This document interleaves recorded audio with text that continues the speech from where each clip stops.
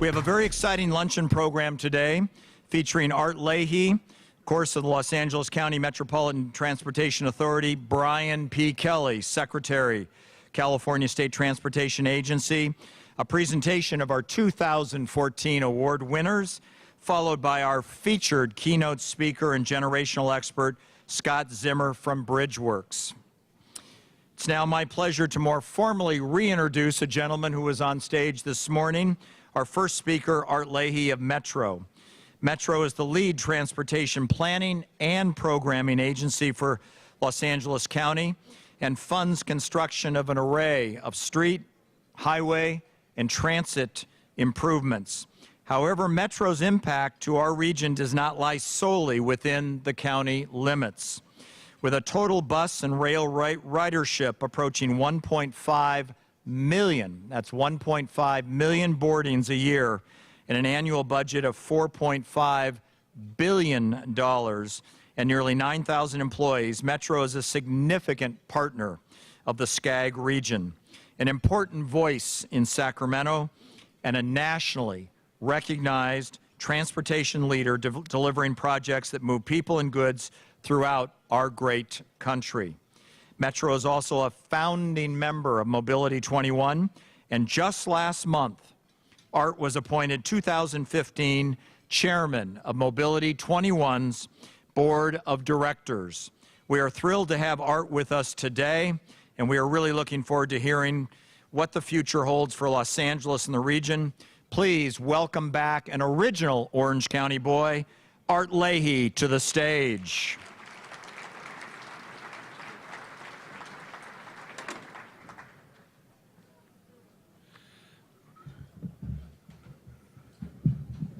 I actually was not an Orange County original, but I always like coming down to South Los Angeles over here to be with you.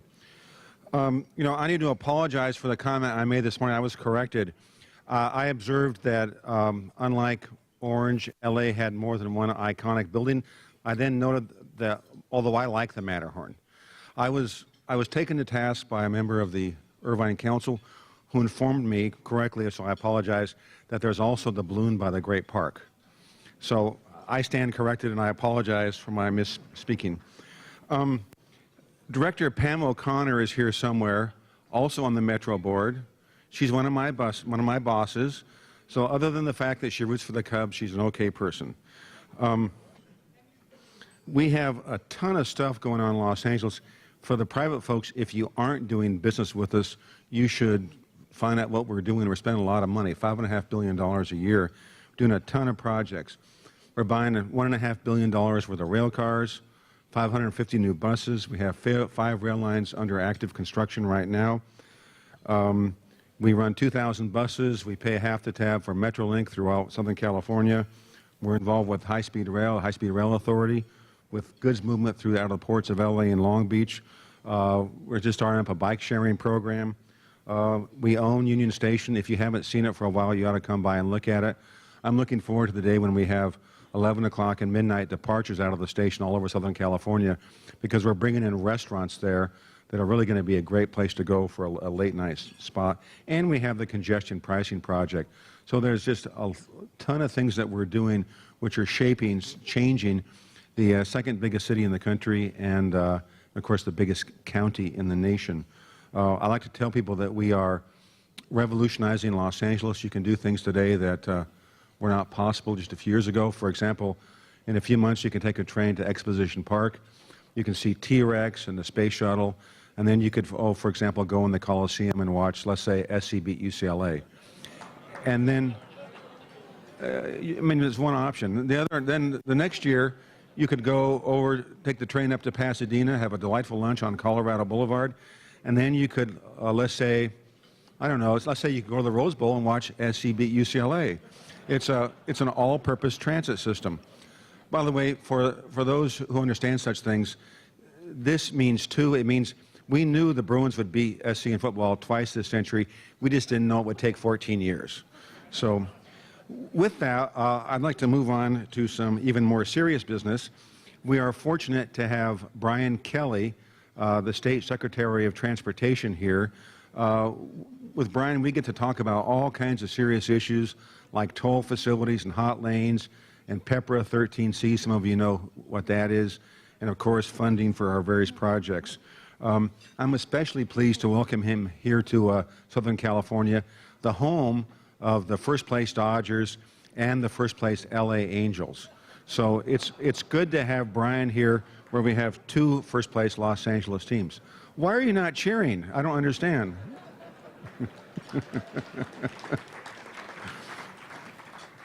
So with that, Mr. Kelly, maybe oh, there he is out there. Now, isn't that just like the Irish?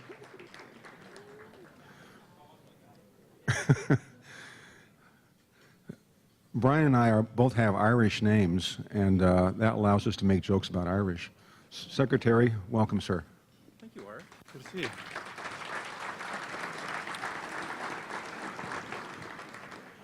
The great Art Leahy, ladies and gentlemen. The great Art Leahy. I haven't told this story broadly because I want to keep Art out of jail, but no, kidding. We were recently in Spain, though, and Art gave a great geographical lesson to the folks who live over there about LA, Orange County, and how one is actually the subset of another. He used to say it was Orange County is the hierarchical father of LA, but he's turned that a bit now, and the Spanish didn't understand a word he was saying, but I was cracking up. Well, thank you for allowing me to be here today. I really appreciate the opportunity to talk to you about what we're doing at the state level for transportation in California. I'm going to make some brief comments, much of it working off of words that I shared with this group last year when I was able to speak at this conference. In that sense, I'm kind of like, it reminds me of a flight I was on recently, flying from San Francisco to Boston. And Art, I just want to say for the record, while I'm a California kid and always have been, maybe I only call myself a kid, but well, I lived my whole life in California. I'm actually a Boston Red Sox fan. My father's from New England, and while they're having a rough year this year, I am still going to remind you that they are the reigning world champs, so take that. Anyway, I was flying from San Francisco to Boston, and anybody who goes on a cross-country trip, you know that when you're flying through the heartland of America and you look out the window of the airplane, things look the same, state after state after state. All you see is square agricultural land. And so as we were on that trip, and we were in about our second or third hour over the Great Plains of the country, the captain came on and said, ladies and gentlemen, this is Captain so-and-so. I just want to remind you that we are indeed making progress. And so, so I'm here to tell you that we are indeed making progress. But I want to talk about how we're doing that and really work off of some of the things that I said last year that were important to us. When I spoke last year, we had just, I think, released or we're about to release a vision document on transportation in California. And we tried to express a vision where we had certain pillars that we thought were important for a transportation system in this state. And it relied on things like preservation, a commitment to preserve the assets that we have. Innovation, we got to continue to keep California as a national leader in innovating. And this is particularly important in our transportation sector. Integration, the importance of the partnerships in transportation between the state of California, the federal government, and our local agencies, I think as most of the people in this room know, on an annual basis, we spend between $27 and $28 billion on transportation in California. About half that money is generated at the local level, and the feds and the state government provide the other half. That's an important statistic and an important number for a couple of reasons. One, it's very different than most states in the union. Many states are reverse. A lot of dependency on state and federal money, less at the local level. Here, it's different, which means we have a very decentralized system, and it really places a premium on partnerships and healthy partnerships. So integrating our systems and our partnership is a big part of the pillars that we talked about last year. Reform. the necessity to make sure that our state agencies and departments for transportation, overseeing transportation policy, were modern and moving with the times. And I've said in other forums, I've spoken to many of you, formally and informally, about the need for developing a transportation system in California that's not just doing what it's done in the past, which has built a very impressive and important state highway system and really taking care of the safety and reliability of that system, but also building a transportation system that will help us meet our sustainability objectives in California as well. There's no state in which I think that's more important. Obviously, we work here under a set of laws that were passed in the last 5 to 10 years that really don't give us much of a choice in that area. It says, transportation in California is going to be part of the answer on our air quality and our sustainability challenges. And that's an important element. So partnering for all of that and reforming our departments and our agencies to make sure that we're moving in that vein and toward those objectives is important. And then, of course, the fifth pillar that I mentioned last year was funding. And this remains a challenge, although I'm going to outline some ways we've made some progress in the last couple of budget cycles on that. But preservation, innovation, integration, reform, and funding. And I'm going to work off of those pillars from last year to sort of comment to you all that we are indeed making progress in those areas, just like the captain of the flight said. So, one on preservation.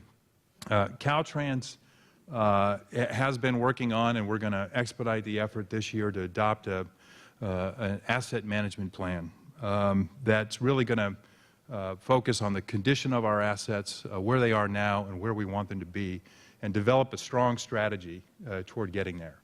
We talk a lot about how much our needs are in the transportation sector, and based on one assessment or another, it's hundreds of billions of dollars. What I think is important is getting a sense of where you are and where you want to be, say, in the next decade, and then aligning revenues and coming up with a funding package to meet those objectives. I prefer that approach to an approach that just says, hey, this assessment says that number, let's chase a number. I don't think that's the way to do this. I think it's much better to get a sense of the condition of our assets, again, where we are, where we want to be, the important investments we need to make to get there, and then put that plan together. And again, there's areas where we're making progress on that, and we have a ways to go. One of the things we did recently toward that objective of preservation of our system was in the last budget, we repaid 6 years early a loan from the transportation accounts to the general fund, and we dedicated all of that revenue to improving the rehabilitation, the operations of our transportation system. And that was a $351 million down payment, but it does show our increased focus on preservation and taking care of our system. And I want to add something that Caltrans has done that I think is particularly impressive. Caltrans took recent federal largesse that we received in the transportation world, some ARA funds, and really dedicated toward improving our pavement on the state highway system. And the results are impressive. Between 2011 and 2013, the percentage of lanes in California in good condition improved from 75% to 84%. Prior to this effort, we were something like 48th in the country, and we bumped up. Now, we have to take steps, and we've got to put a funding plan together to continue in that vein. But it does show when you put a focus on preservation, asset management, taking care of what we have, you can make great strides. And the department did that with the availability of federal funds, and I was impressed with those numbers that were released in the 2013 pavement report.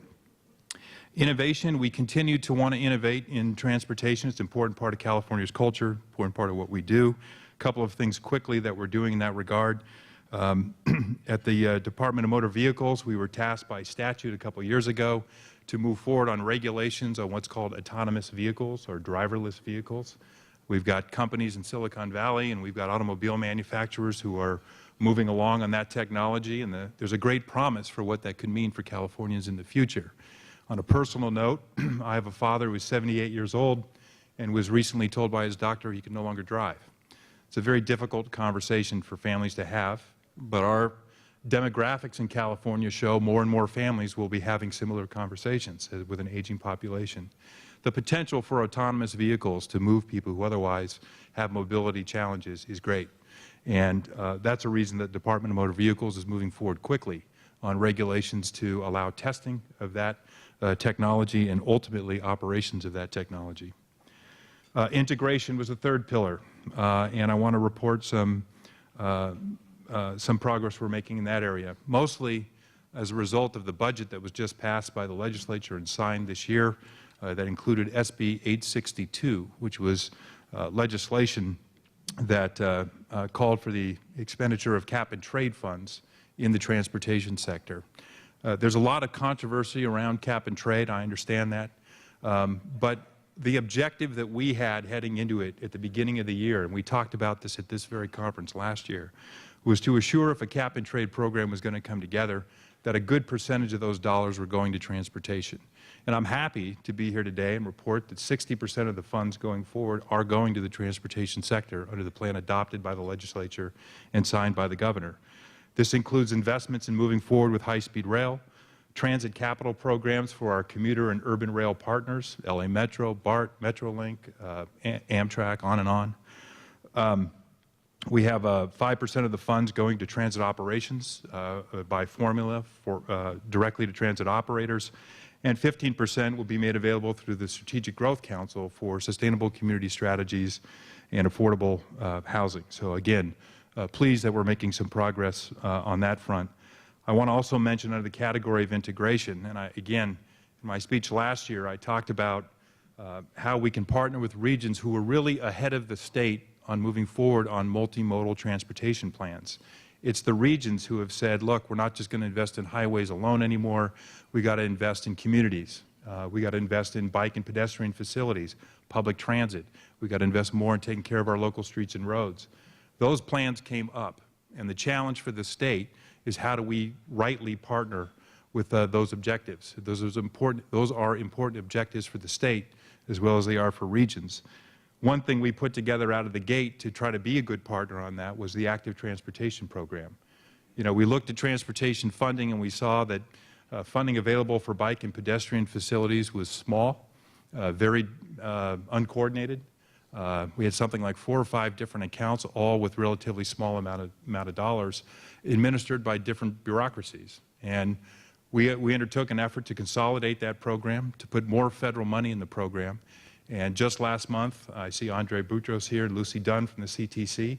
California Transportation Commission put out the first wave of those funds to projects all around the state. You know, is this a top-down effort from the state going down? No. This is the stuff that you all asked for, that regions asked for, and just to put a capper on it.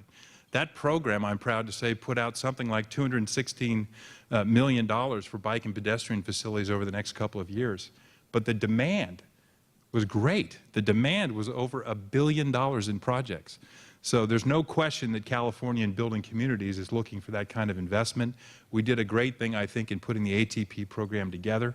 I know in November, the locals will do their part on the regional share of those funds.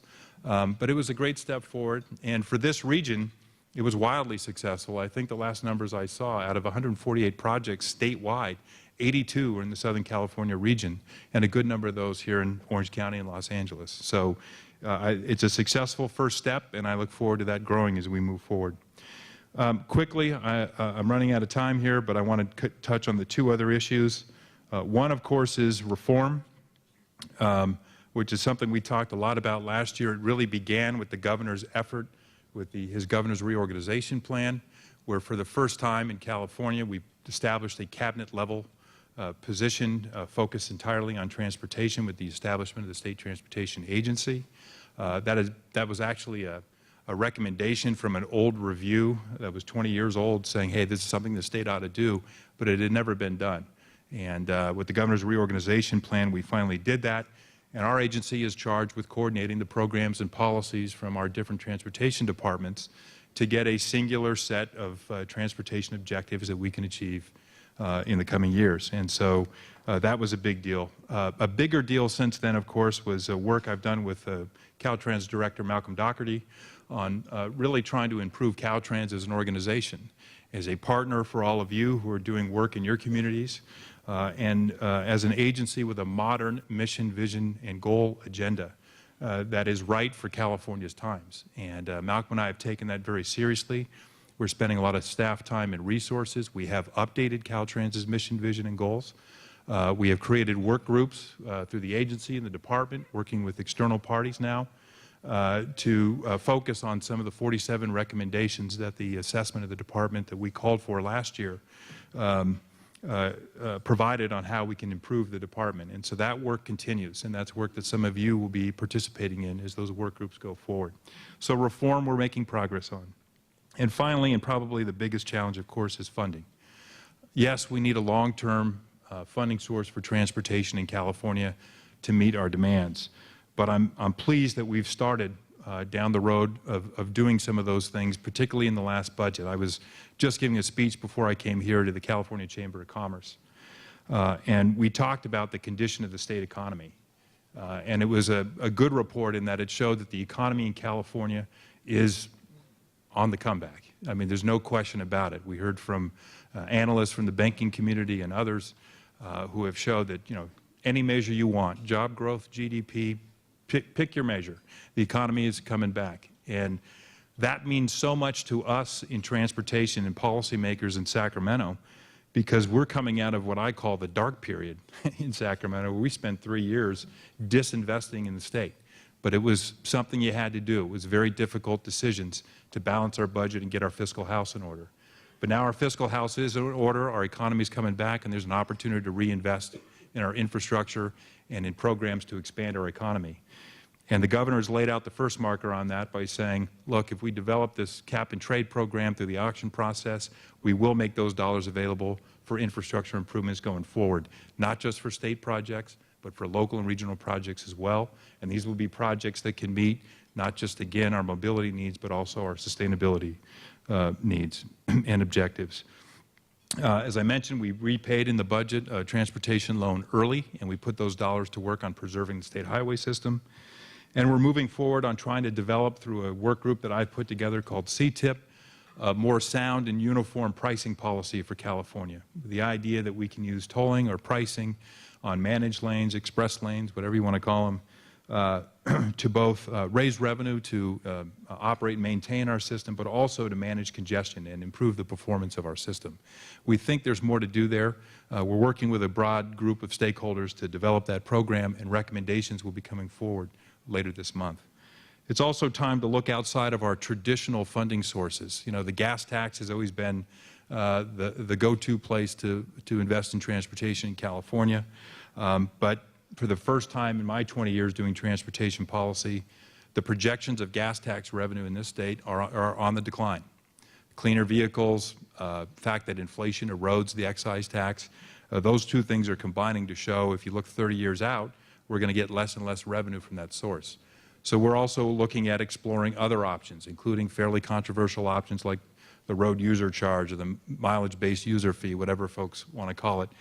The idea that maybe we should look at whether or not we can charge directly on usage, and, you know, is that something that could be both viable for those who pay the tax, and we can reinvest those dollars in transportation, and maybe even it becomes a replacement for the gas tax. We are interested in studying that possibility, and so we're moving forward in that direction.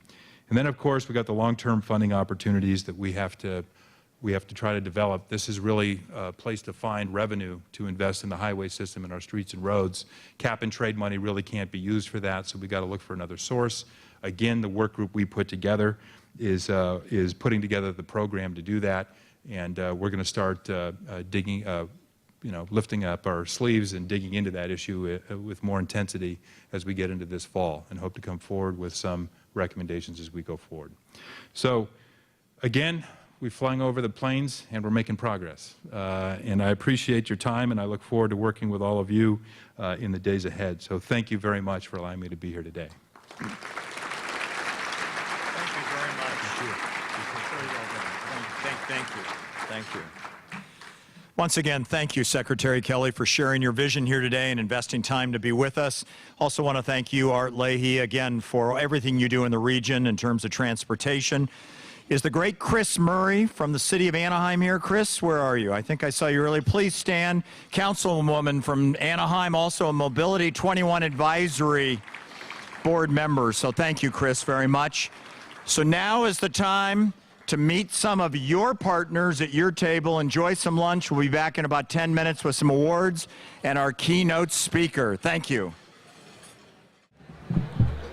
I appreciate the one applause over here. Thank you very much. Absolutely. A little better, a little more applause. This is not my day job, by the way, so I need all the encouragement I can get. I see you smiling, Robert Ming, right over there. Thank you. Nice to see you, too. And absolutely. You know, the one thing that the good folks at Disney do is put on a great, great presentation. Anybody like the lunch? Let's hear. You like the lunch? Absolutely. Nice job by the Disney folks. Well, hopefully by now you've all made a friend, or at least reacquainted yourself with several at your table. Each year, Mobility 21 honors organizations and individuals that have made a significant contribution and impact in our region in the area of transportation. Over the past 12 years, Mobility 21 has recognized top industry leaders for their contributions to improve mobility for businesses and the communities we work and live in. You'll see on the screens a rolling list of some of our past winners. You may recognize names and companies and organizations. This year's honorees are especially worthy of recognition by Mobility 21. The first award recognizes two amazing individuals for the Public Sector Leader of the Year Award. Here to present the award for our first public sector leader is Mobility 21 Director and CEO of the Los Angeles Area Chamber of Commerce, Gary Tobin. Please give him a big hand.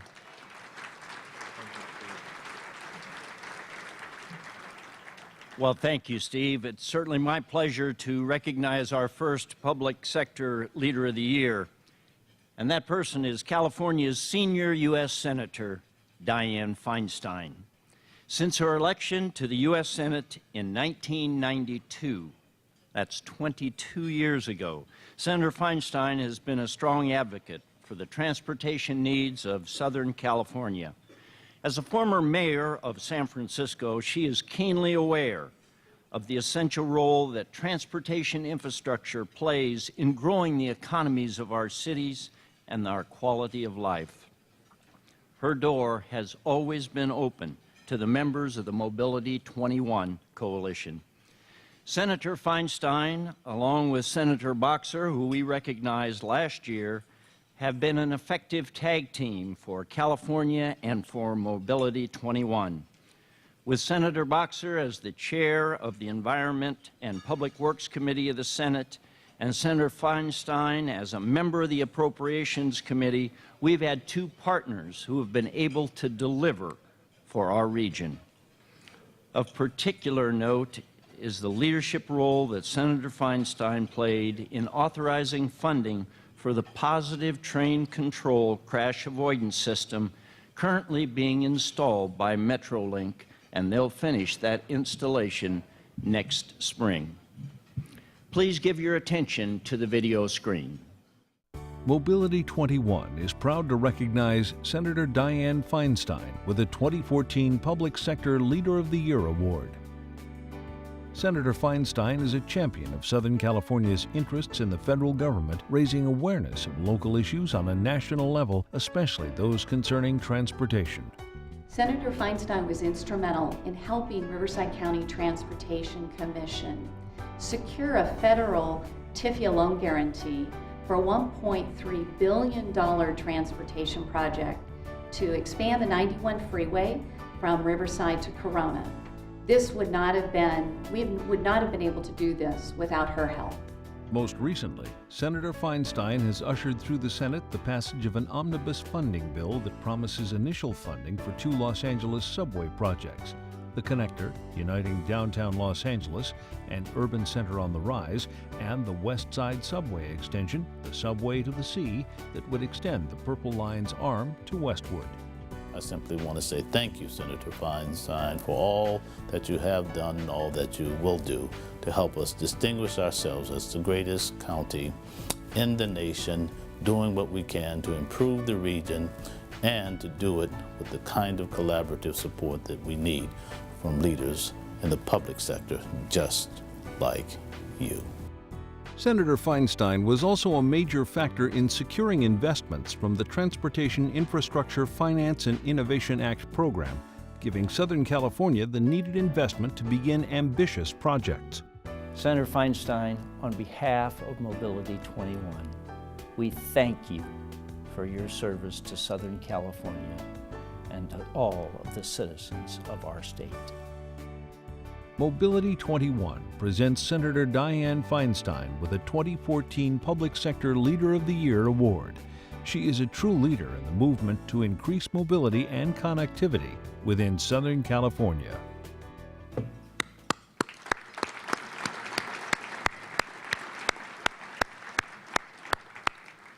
Senator Feinstein was unable to join us today because of her responsibilities in Washington, but accepting this honor on her behalf is Trevor Daley.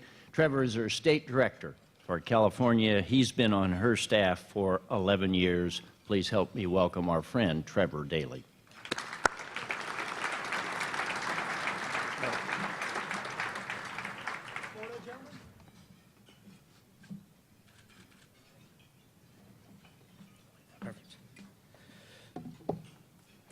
Good afternoon. My name is Trevor Daley, and I'm Senator Feinstein's State Director. And I'm very pleased and very proud to be here and accept this award on her behalf. It's pretty awesome and amazing that there's so many people here today. And I think the last couple of years we've had this many attendance, over 1,000 people. And it goes without saying that the #1 issue in Southern California is transportation and moving transportation projects forward and becoming the focus of regional transportation. And I think that that is why Senator Feinstein is being awarded today, is because all of you guys in this room, and there's a lot here, from Riverside, we have Ann Mayer, I saw her earlier. I know Lucy Dunn is here from Orange County, Richard Katz, who's also going to be honored. There's a lot of key people that have come together to pull your resources, leverage, and collaborate. I think that's the most important thing. And Gary mentioned I've been with Senator 11 years. It's actually been 15 years. And as a staff person, one thing that I can say to all of you and to push and to encourage is to partner more. Partner with your neighbors, partners with counties, partners with cities. Because right now, and I think it goes without saying, Washington is at an all-time tension high. It is very difficult to move anything there. So when people come together and leverage for grants, like Richard Katz and the mayor did for the TIFIA loan many years ago, that's important and innovative work. When you come together, when you put principles before politics, that's when things move. And so I think for me, and kind of the mantra of my boss, and I think people who know her really well know that we are all about service. We are all about getting things done. Senator Feinstein pushes us every staff call to move things, to get things done. She's quite amazing in that way. She doesn't get into showboating for awards or acclaim. What she wants is to provide results and to move things for communities in California. And I think that's really, really critical, and it's very similar to why Mobility 21 came together, with the late Rusty Hammer, Roger Snowball, and now with Gary Tobin, that moves Mobility 21. I think what you guys do is so critically important. You collaborate, you team together with your partners. And I think that's just the best thing we can do for the regional projects throughout Southern California. So I thank you so much. Senator Feinstein thanks you, and I'm very, very proud to accept this award on her behalf. Thank you.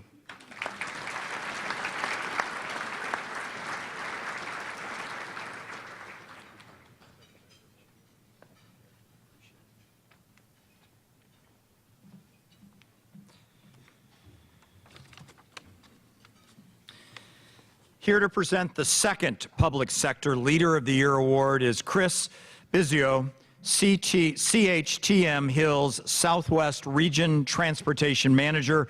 Please give Chris a warm welcome.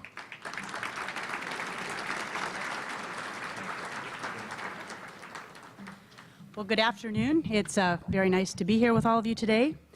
And I have the distinct honor to present the second Public Sector Leader of the Year award to another very deserving recipient. Born and raised in the district he represents, Assemblymember Tom Daly is the representative of California's 69th Assembly District, which includes the cities of Anaheim, Santa Ana, Garden Grove, and Orange. Mr. Daly has served on the Board of Trustees of the Anaheim Union High School District, as mayor of Anaheim for 10 years, and he was also the Orange County Clerk Recorder from 2002 to 2012. Over the course of his tenure as mayor of Anaheim, Assemblymember Daly oversaw many public and private projects throughout the city and created thousands of jobs. During this time, he served on the board of directors of the Orange County Transportation Authority, and he helped in that capacity to deliver a $3 billion improvement program for road and transit projects that served many communities of Orange County. Currently in his role as Assembly member, Mr. Daly is still dedicated and focused on improving our statewide infrastructure while maintaining a healthy reserve and a balanced budget. Because of this and his many accomplishments over the years, we are proud to present the Mobility 21 Public Sector Leader of the Year award to a very deserving recipient, Assemblymember Daly. Mobility 21 is proud to recognize Assemblymember Tom Daly with the 2014 Public Sector Leader of the Year award. His extraordinary effort in advancing and securing the passage of Assembly Bill 401 represents an unprecedented step in allowing regional transportation agencies to use the design-build procurement method for an unlimited number of transportation improvements on state highway systems. Congratulations, Assemblymember Daly. I can't think of a better person to win this award. What you accomplished with AB 401 on behalf of the Orange County Transportation Authority and the entire transportation community in California was unprecedented. We will be forever grateful for the work that you did on this very important bill. Thank you again for all of your leadership on transportation issues in California. Past legislative efforts to expand design-build authority were unsuccessful until Assemblymember Daly took up the cause. As a freshman member of the State Assembly in 2013, he courageously chose to address the need of expediting the delivery of transportation projects, a major state issue that was in desperate need of a fresh perspective. Assemblymember Daly is very deserving of the Public Sector Leader of the Year award from Mobility 21 because of the outstanding work he did to ensure that we have a new tool for use in California's transportation industry. Design-Build Authority advances the delivery of projects years ahead of schedule, saves taxpayer dollars, and generates thousands of jobs more quickly than if the more traditional design-bid-build method was utilized. Mobility 21 is proud to present Assemblymember Tom Daly with the 2014 Public Sector Leader of the Year award for his dedication to advancing Assembly Bill 401, which will positively impact the way in which agencies deliver improvements on the state highway system for years to come. Thank you very much. Yep. Thank you very much. Appreciate it.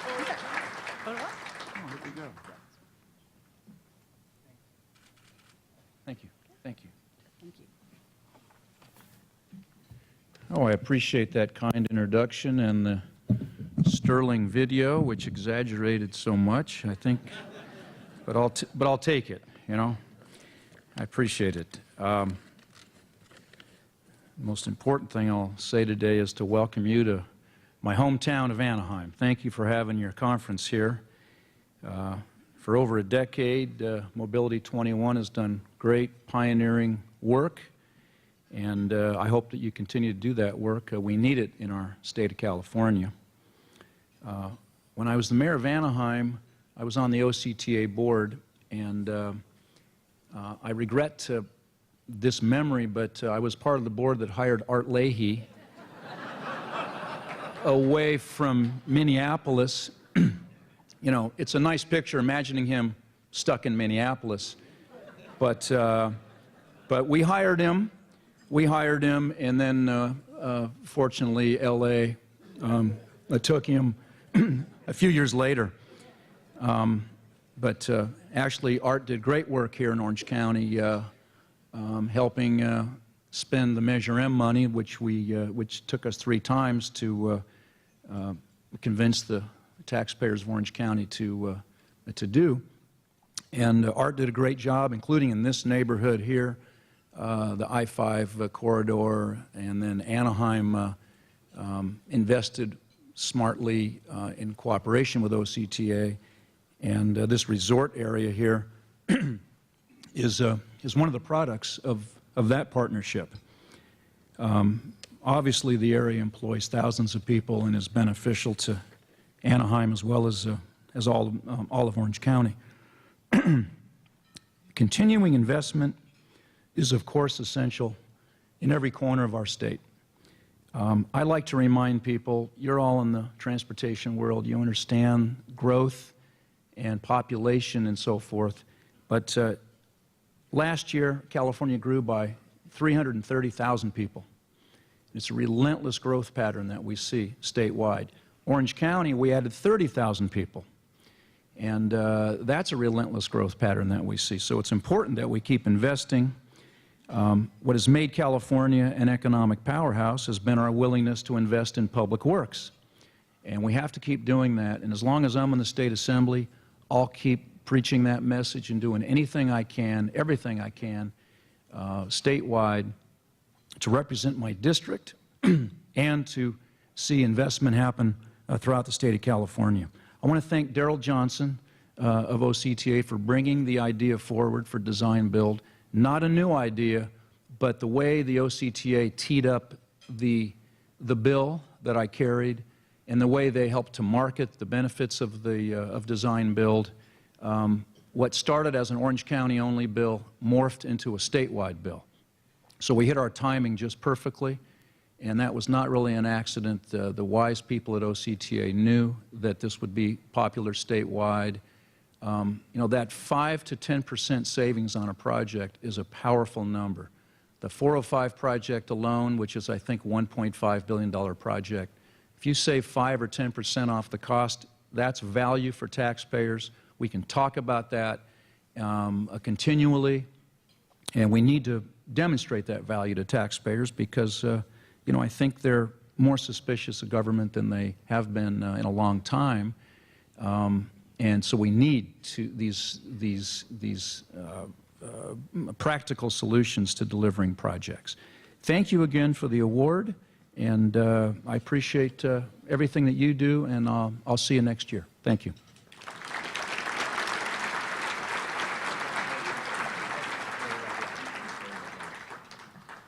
Thank you, and congratulations again, Tom.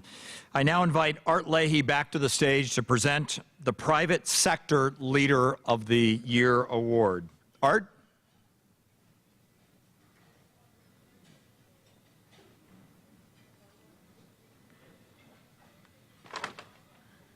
I'm going to trip over that light before I get done. It's really great to be here again. I want to just recognize Lucy, my favorite commissioner, and Lucy Dunn, and of course Tom Daly was just here. He was on the OCTA board when I was hired. And before I introduce Richard, I'd like to just note that Fran is here. Fran is my favorite commissioner.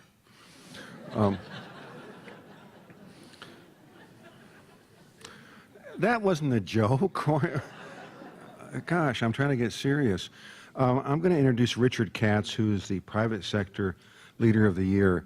I'm very fortunate to have had years working with Richard at Metro. He's a very smart and intelligent guy. He does the work that he has to do to understand the issues. He's a lot of fun to be around. He's very smart. There's a lot of things that he's accomplished in Los Angeles and Southern California, Metrolink, high-speed rail, subways, and consulting work, and a bunch of things like that. So with that, what I want to do is just ask that we run the video and enjoy a moment about Richard Katz. Mobility 21 is proud to recognize Richard Katz with the 2014 Private Sector Leader of the Year Award. Richard is a true veteran in the field of transportation, having served as the chair of both the California State Assembly Transportation Committee and of Metrolink, Southern California's commuter railway system. In Richard Katz's 10 years as the chair of the California State Assembly Transportation Committee, he authored Proposition 111, which raised more money for mass transit in California than any previous effort. He was also a member of the governing board of the Los Angeles County Metropolitan Transportation Authority and a key proponent of Measure R, a sales tax increase that will provide adequate funding for expansion and improvement to transportation systems in Los Angeles County over the next 3 decades. I want to congratulate Richard Katz on receiving Mobility 21's Private Sector Leader of the Year Award. But you know, he could easily have been given the Private Sector Lifetime Achievement Award or the Public Sector Lifetime Achievement Award when it comes to transportation and mobility, not just in Southern California, but California. It's very fitting that Richard receives this award. He has been, well, I guess, the father of the MTA. It was he who started the legislation that brought the agencies together, which formed the Metropolitan Transit Authority for Los Angeles County. He's a visionary, and we are lucky to have him as part of the transportation world. During his chairmanship of Metrolink's board of directors, his leadership was critical to the implementation of Metrolink's positive train control system. This initiative made Metrolink the first commuter rail system in the nation to implement this life-saving technology. Mobility 21 presents Richard Katz with a 2014 Private Sector Leader of the Year Award for his tremendous efforts in making transportation safer, easier, and more accessible throughout Southern California.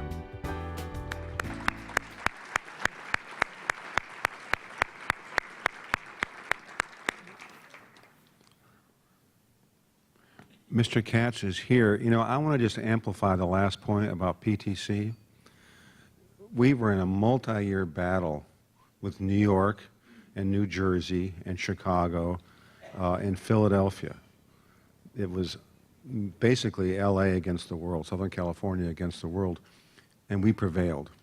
And that was because of what Richard did, and it wasn't easy and it wasn't especially fun. So it's my honor, Richard, to give this to you. And I just want to note that normally when I introduce Richard, I make some comment about UCLA, but I'm not going to do that today.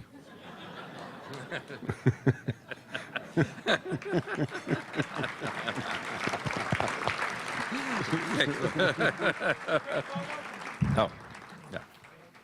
There we go. Thank you.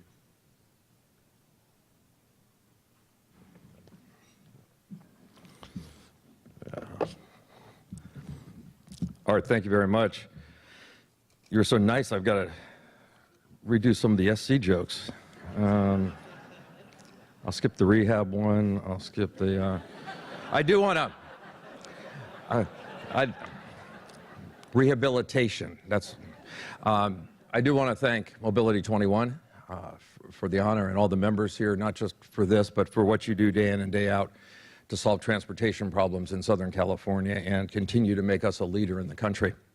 Without your coming together an organization, we wouldn't be successful.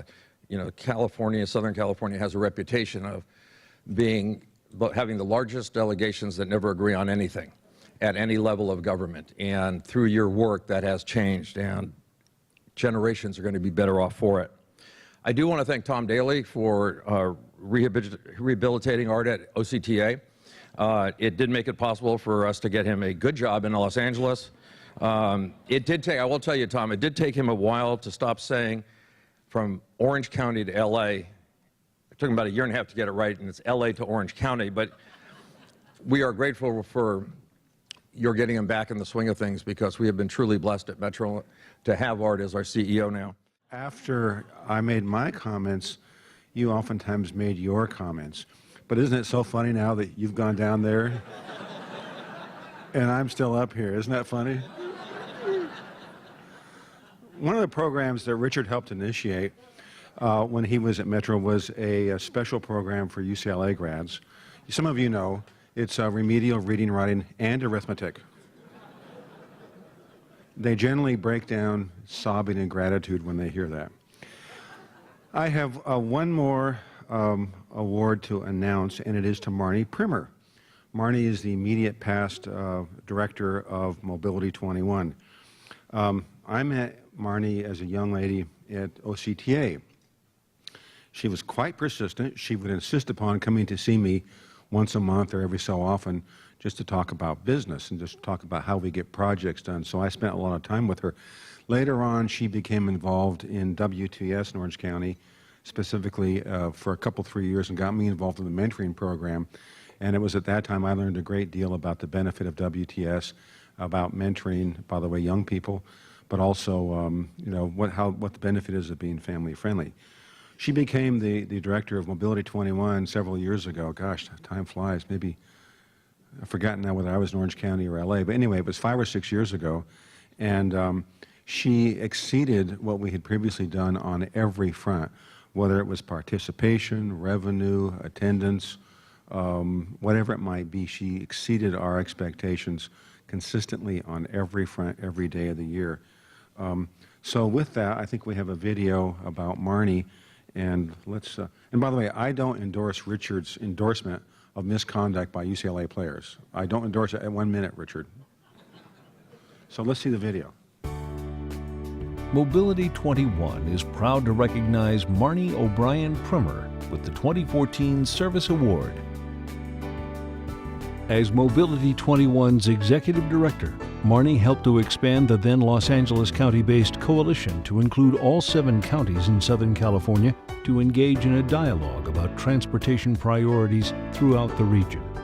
I think one of the key elements of Marnie's leadership style is her ability to sort of understand the room. And our region is not collectively under one political ideology, and so she had an uncanny ability to find common threads that she could then begin to weave a tapestry and get us onto some common ground and move forward.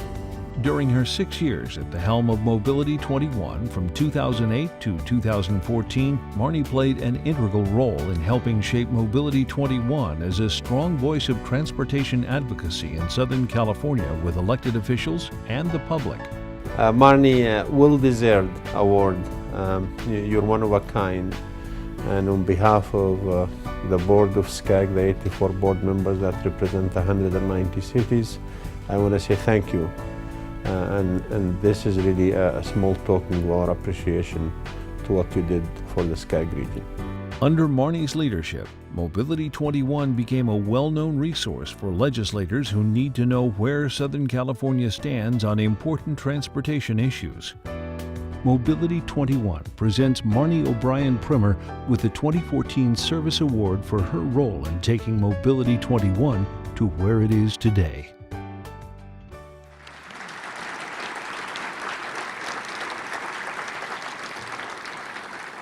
So I am so proud to call Marnie award winner, but also friend.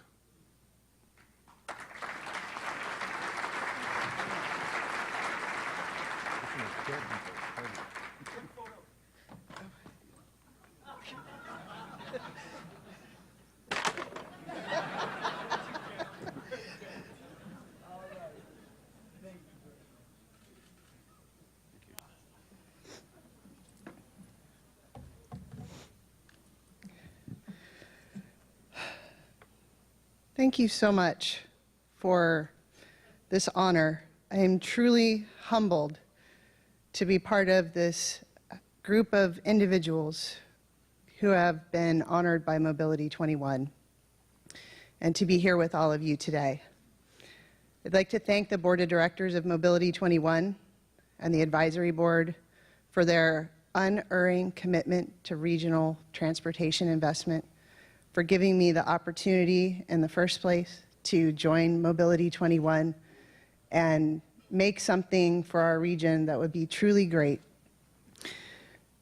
I'd like to thank all of you, because over the years you've been there fighting with us here in Sacramento, back in Washington, D.C., raising your voices for investment in our transportation network. That is why Mobility 21 is a powerhouse. It's not me, it's you. I got a great piece of advice when I was just entering the profession. When people show you who they are, believe them. I would like to thank some people today for showing me that they are true friends and amazing supporters, hard workers, dedicated professionals, and passionate about transportation. Kristen Slocum, I don't know if she's in the back. Could not be here without Kristen. And she's continuing the good work at Mobility 21 now, and I'm so proud of everything that she's done. Danielle Boutier, who welcomed me to Mobility 21 and really made Mobility 21 shine before I came on board as the executive director, and has been the unsung hero for me for the past 6 years. Marissa Yeager, hopefully she's here, I know she was planning to come. Erin Hake, Tanya Love, Wendy Strack, Tricia Almiron, Michelle Boehm, Chris Murray, Kate Climo, Noelle Afuelo, Sarah Costin. Thank you all so, so much for all that you did to make me successful in this role and to make Mobility 21 successful. I'll leave you with a final thought, and that is, whether you think you can or you think you can't, you're right. This region thinks it can make a difference, and we will. Thank you very much.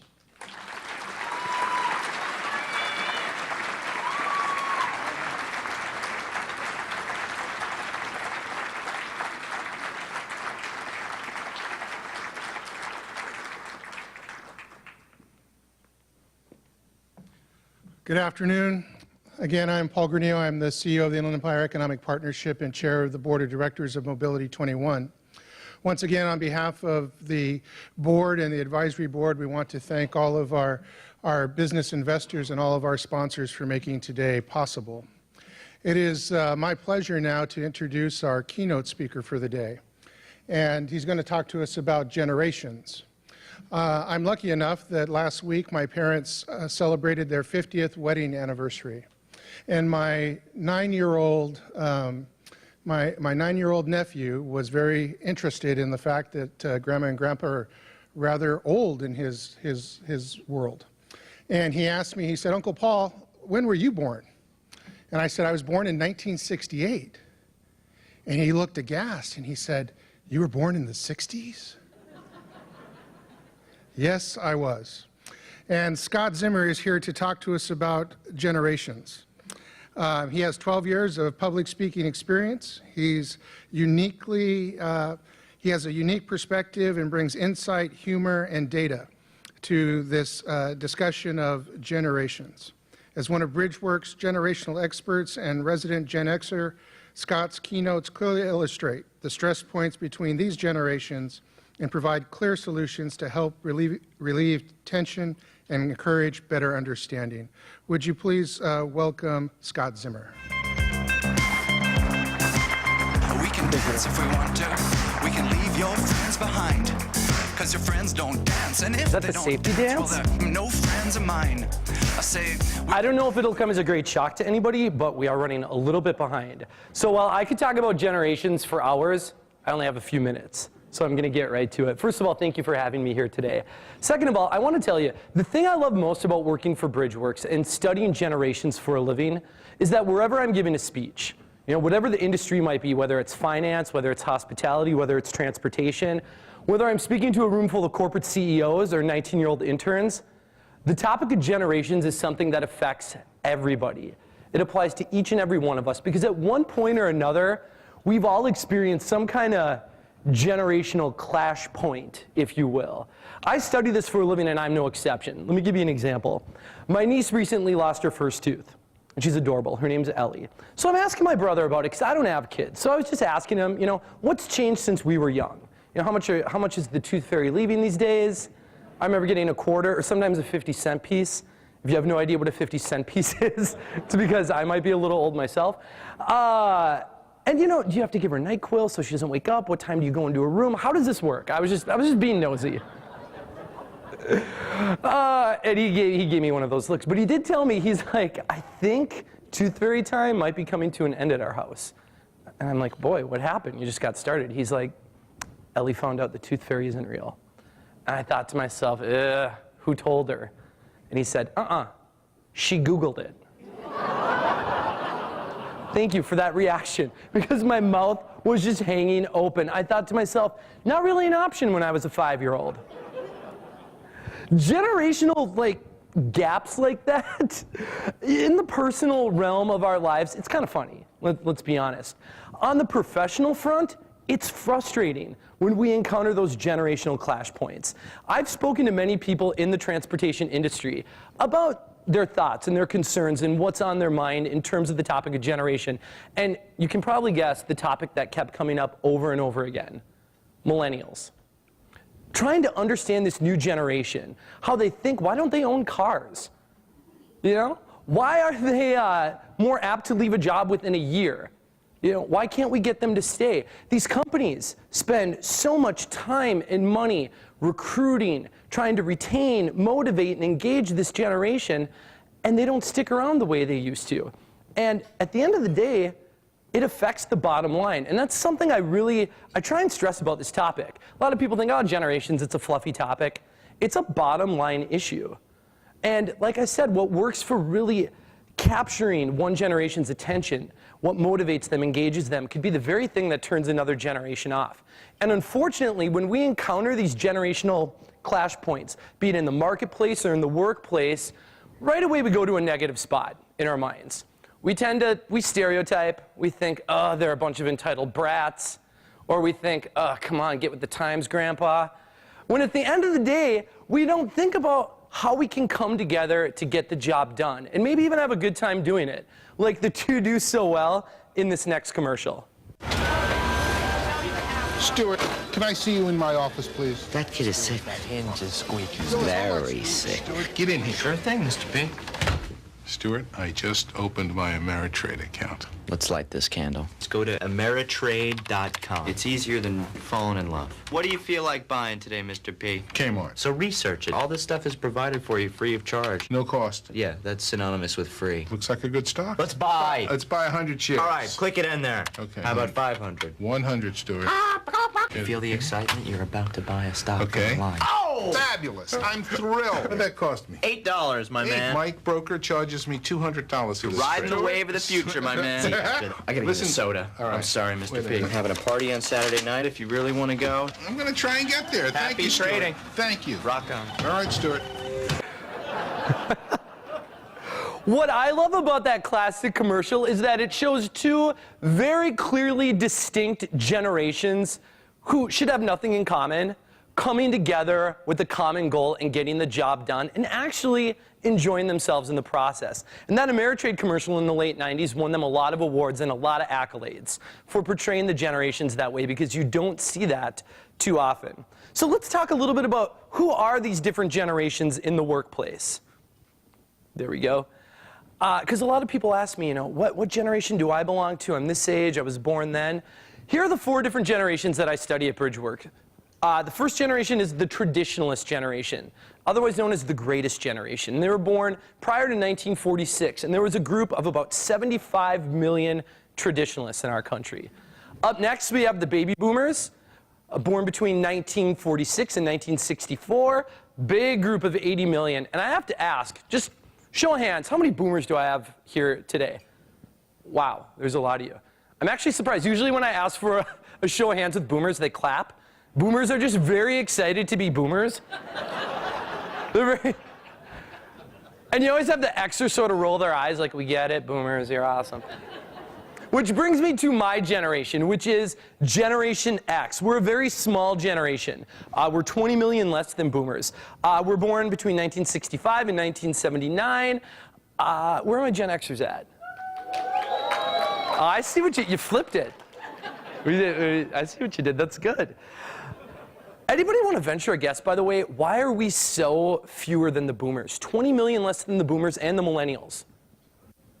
There's a little invention during our formative years. I think I heard it. Everybody whispers it. Everyone's like, birth control. It's contraceptive. It's okay. It's not a swear word. They teach us about that in junior high. Last but not least, though, millennials born between 1980 and 1995, big generation. With immigration, 1 in 4 millennials in our country is Hispanic. They've now exceeded the baby boomers. Show of hands, who's a millennial in the house? All right, what's up, millennials? Usually millennials cower at a table in the corner. Like, don't look at me. Now, I want to make something clear. The heart of studying generations isn't just in dates, and it's not in birth years and ages. The heart of generations is really about our formative years. What was going on in the world when we were growing up, when we were coming of age? If you're somebody who was born during the Great Depression, you probably have different values and different traits than somebody who grew up during the Watergate scandal. And you might view the world a little bit differently than somebody who grew up during 9/11. What's going on in the world when we're coming of age, 11, 12, 13, 14 years old, when we're going through brain development, when we're coming to terms with the world around us, that creates shared experiences, shared traits, and shared values. And granted, we're all individual people. You know, it's the difference between sociology and psychology, but at the end of the day, those shared traits that we develop in our formative years, we carry them with us throughout our lives right into the workplace. And that's what I want to talk about with you today. Just really quickly, I don't have much time. I want to leave you with something that you can take back with you to the office tomorrow, so you can sound really smart in terms of generations. I want to give you a stat. First of all, by the year 2020, millennials are going to comprise 50% of the American workforce. That usually scares people. We're still trying to figure them out. The oldest millennials are like 34. They've been in the workplace for a long time, and yet so many of us are still scratching our heads about how do we motivate them, keep them, engage them? How do we reach them as consumers? But at the end of the day, you can Google that.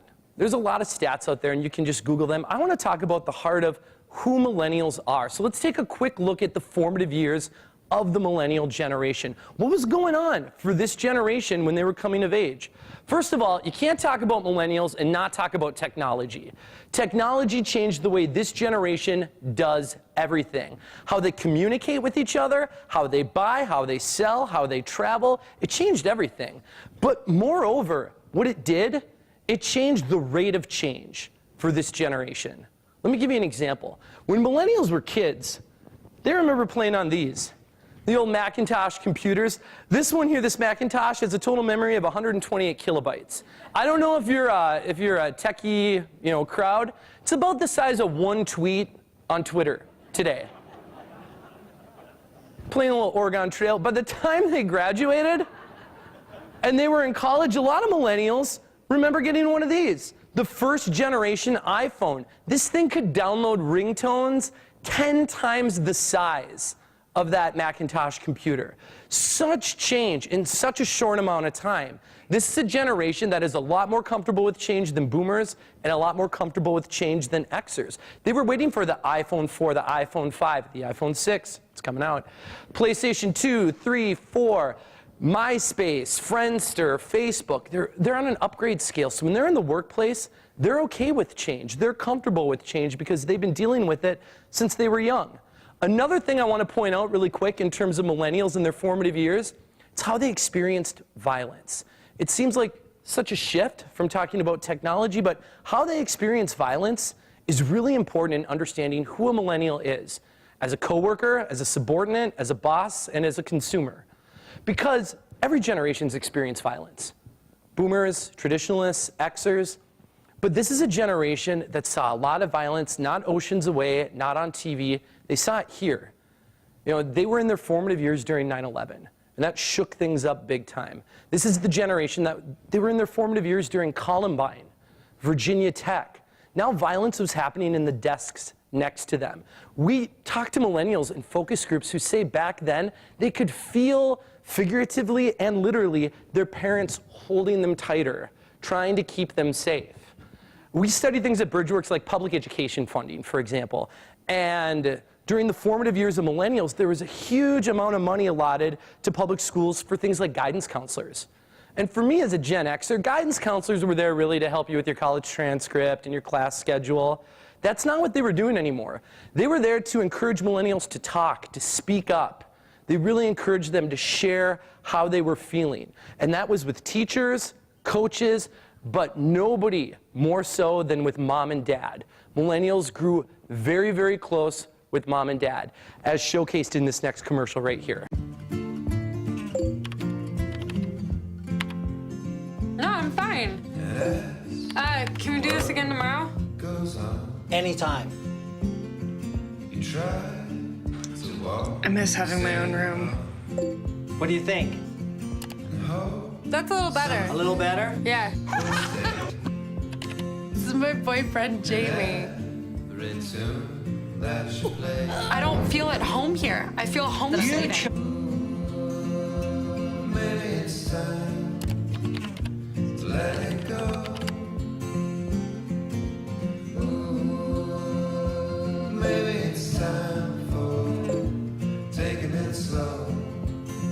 Love you.